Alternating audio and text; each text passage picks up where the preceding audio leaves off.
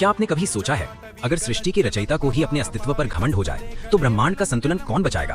क्या देवताओं के बीच भी ऐसा क्षण आया था जब अहंकार ने धर्म को चुनौती दी? यही वो रहस्यमय क्षण था जब समय स्वयं कांप उठा और प्रकट हुए काल के स्वामी। सृष्टि के आरंभिक युग में ब्रह्मा अपने 5 सिरों के साथ ब्रह्मांड की रचना में लीन थे। 4 दिशाओं में दृष्टि और 5वां सिर ऊपर। उनका तेज इतना प्रबल था कि देवता भी उनकी महिमा का गुणगान करते थे। धीरे धीरे यही स्तुति उनके भीतर अहंकार में बदलने लगी। उन्हें लगा कि वही सर्वोच्च है, वही आरंभ और वही अंत।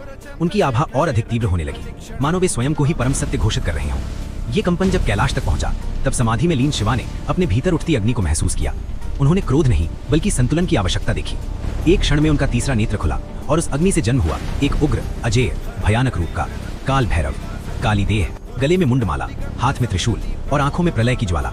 उनका प्रत्येक कदम ब्रह्मांड की धड़कन को हिला रहा था। काल भैरव सीधे ब्रह्मा के स्वर्णिम लोक में पहुंचे। दिव्य प्रकाश और उग्र अंधकार की ऊर्जा आपस में टकराने लगी। एक पल के लिए समय थम गया और फिर एक ही बार त्रिशूल की चमक के साथ ब्रह्मा का 5वां सिर पृथ्वी से अलग हो गया। पूरा ब्रह्मांड स्तब्ध रह गया। वो सिर जो अहंकार का प्रतीक बन चुका था अब काल के न्याय का प्रमाण था। अगर आप ऐसी ही रहस्यमयी और दिव्य कथाएं सुनना चाहते हैं तो अभी डिवाइन एंड डेमोनिक को सब्सक्राइब करें, वीडियो को लाइक करें और कमेंट में जय काल भैरव लिखें। आपका एक शेयर इस कथा को और लोगों तक पहुंचा सकता है। पर कथा यहीं समाप्त नहीं हुई। ब्रह्मा का सिर काटना ब्रह्म हत्या के समान था। वो कटी हुई खोपड़ी काल भैरव के हाथ से चिपक गई, कर्म का दंड। तब वे शमशानों, लोकों और दिशाओं में भिक्षाटन करते भटके। राख से भरे शमशान में बैठकर उन्होंने तप किया। बिजली की चमक में उनकी आंखें लाल दीप्ति से दमकती और हाथ में चिपकी खोपड़ी धीरे धीरे राख बनकर झड़ती जाती। अंततः जब वे काशी की पवित्र भूमि पर पहुंचे वो खोपड़ी उनके हाथ से गिर गई। पाप समाप्त हुआ, संतुलन पुनः स्थापित हुआ।